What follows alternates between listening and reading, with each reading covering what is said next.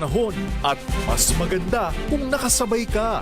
Hatid ng Department of Agriculture at Agricultural Training Institute. Programang magbibigay ng mga bagong karunungan sa agrikultura. Agri Ascenso, tuwing Sabado alas 3 ng hapon. Mga eksperto ang makakasama mo sa DZRH Radio, DZRH TV at live din sa Facebook, YouTube at DZRH News website. Parang training na walang training fees. Kaya maging updated para tuloy ang Agri Ascenso. Alright, ang ganda ng pag-uusapan namin ngayon ni Sir JL kasamang ating panauhin. Ito ho'y tungkol doon sa plant-based diet for healthier living. Kayo ba'y hindi lumaki sa pagkain ng gulay? Nako, kasi baka kayo mga batang, anong tawag ron, Sir JL, yung mga instant. Nako, kayo ngayon kinakailangan kumain kayo ng gulay. Napakasustansya nito.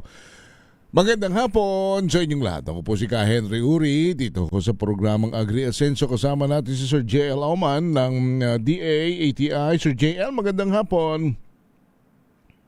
And magandang hapon po Ka Henry at sa lahat po ng mga nanonood at nakikinig. Agri Ascenso na po tayo. Sabado na naman po tayo at ito na. Ang ating nga pong pag-uusapan ay plant-based diet for healthier living. Kasi may sinasabi nga po na bawat kagat, Sir JL, sa ating pagkain ay isang desisyon. Isang desisyon na maaaring magbigay ng unti-unting o magdulot ng pagkasira ng katawan. Ano ba yung mga sakit, Sir JL, na kadalasan nakukuha sa pagkain? And lalo-lalo na ngayon na Ka Henry na laganap at dumarami yung kaso ng diabetes at hypertension at sakit sa puso sa ating bansa. Kaya dapat po ay maghanap po tayo ng sagot kung paano maibabalik ang simple at malusog na pamumuhay gaya ng pagkain ng mga masustansyang pagkain kaya ng gulay at prutas. Malaki ho ang papel dito ng responsableng pagkain, kaakibat yung sustainableng agrikultura. Ano po? So, yan ang ating pag-uusapan. Sino ba makakasama natin mamaya, Sir JL? Ka Henry, ngayong hapon po ay makakapanayan po natin ang Certified Family Medicine Physician at President ng Remnant Institute Incorporated. Walang iba kundi si Dr. Michelle Acero Palma. Ayan. Siya po isang eksperto, Ka Henry, na talagang naniniwala na ang sagot po ay maaaring nasa ating mga pinggan lamang mismo. Correct. At ito ay sa pamamagitan ng plant-based diet. Kaya mamaya, Ma'am Michelle, Dr. Michelle, kayo po yung makakausap para padadaanin lang namin itong mga segmento namin. Last Saturday, napag-usapan natin sa jail, di ba? Yung tungkol sa PDIC, yung kahalagahan ng ligtas na ipon. Nakasama natin si Ginong Jose Villaret, ang Vice President ng Corporate Affairs ng PDIC. Ano nga ba yung Sir JL, yung sinasabing mandato ng PDIC at deposit protection daw? Kang Henry, unang-una dyan pinahagi ni Sir Jun pinaliwanag niya ang PDIC na isa po itong government corporation na nagbibigay ng proteksyon sa mga deposito ng publiko sa mga bangko para mapanatili ang tiwala ng mamamayan sa banking system at para mahikayat din ang kultura ng pagsisave o pag-iimpok. Natalakay din po natin Sir JL, yung deposit insurance bilang social safety net na ito po ay automatikong ibinibigay naman sa mga depositor ng walang binabayarang premium dahil ang mga bangko mismo ang nagbabayad para sa insurance coverage. Pero kailan daw pumapasok ang proteksyon ng PDIC sa JL? Dilinaw ni Sir Jun na Ka Henry na ang proteksyon ng PDIC ay umiira lamang kapag ang isang bangko ay isinara ng Bangko Sentral ng Pilipinas at hindi saklaw po ang pagkawala ng pera dahil sa scam o baka nasunog ang bangko o mga technical issues. Dapat kung isinara ng Bangko Sentral, saka pa lamang umiiral itong proteksyon. Pero meron mga maximum deposit insurance coverage, sabi ni Sir Mr. Eclaret, yung maximum deposit insurance na cover ay 1 million pala kada depositor, kada bangko. So anumang halagang lampas dito ay maaari pang mabayaran depende sa liquidation process. Pero ano ba yung mga deposit na saklaw ng insurance? Ipinaliwanag ni Sir June Henry na kabilang sa mga insured deposits ay yung mga savings account, mga checking accounts, at mga time deposits at foreign currency deposit. No? Habang yung mga investment naman at trust product ay hindi po yun kasama. At syempre, yung pagkakaiba po ng deposit at saka investment, na nabanggit din naman po yan sa atin, binigyang diin po ng ni Mr. Eclaret yung pagkakaiba nito. Sabi niya, ang deposito ay mas ligtas at may garantisadong kita, samantalang ang investment po ay may kakibat na panganib, ngunit may posibilidad naman na magbigay ng mas mataas na returns. Kaya yung kanilang campaign, di ba, Sir JL, ano ba yung Protect Your Money campaign?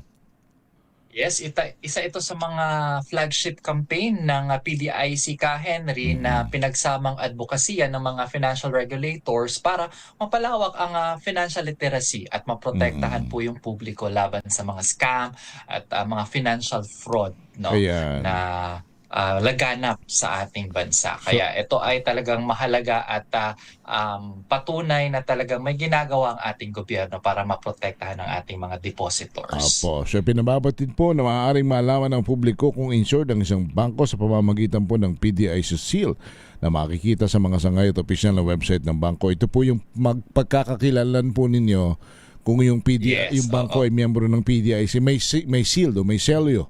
Doon po sa kanilang pintuan ng kanilang mga bangko. May binabanggit din yung proseso ng pagbabayad sa mga depositor kapag nagsara ang bangko. Paano daw pa binabayaran yung mga depositor, Sir JL?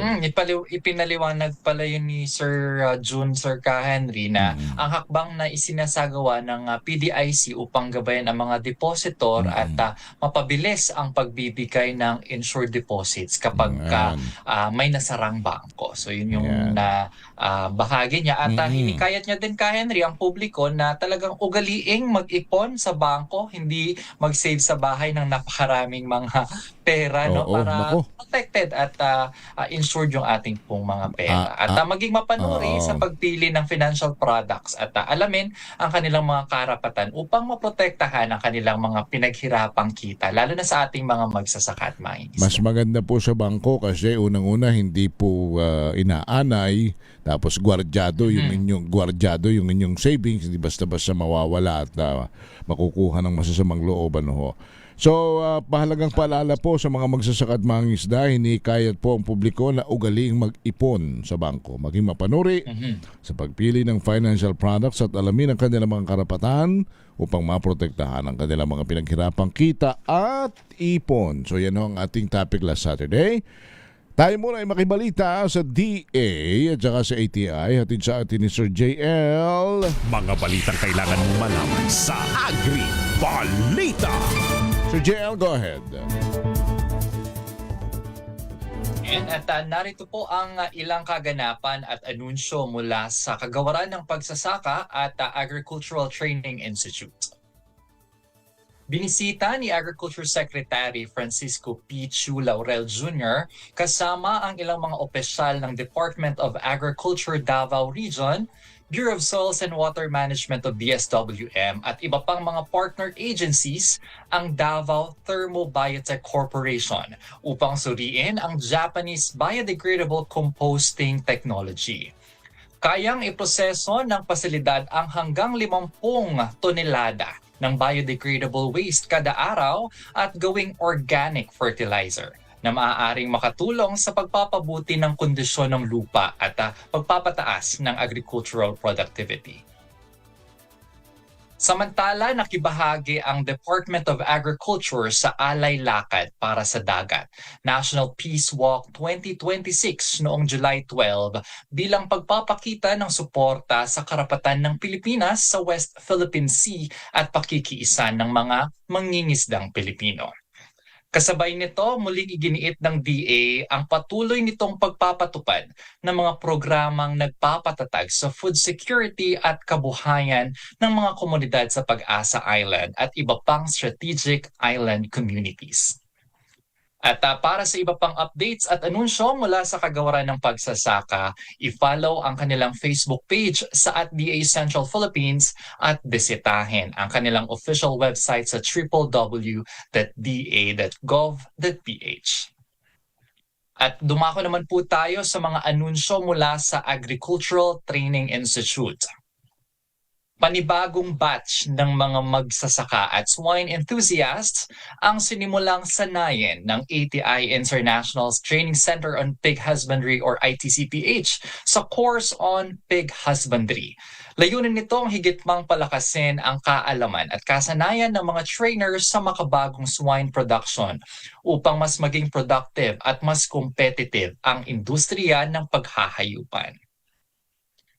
Samantala, nakibahagi naman ang ATI Bicol sa pagbubukas ng 9th Food and Beverage Expo or FABEX 2026 sa The Atrium Robinsons Naga bilang suporta sa pagsusulong ng mga lokal na produkto at pagpapalawak ng oportunidad sa merkado para sa mga learning sites for agriculture at local agri-entrepreneurs.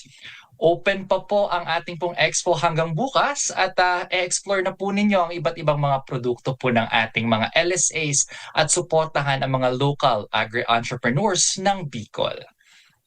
Abangan ng iba pang mga announcements mula sa ATI. E-follow po kami sa Facebook, X, Instagram at TikTok sa @ATI Interactive at bisitahin kami sa aming website sa www.da.gov.ph. Yun lamang po ka-Henry. Maraming salamat po. Thank you, Sir JL 313. Magbabalik po ang Agri-Asenso. Ito ang Agri-Asenso. Agri-Asenso.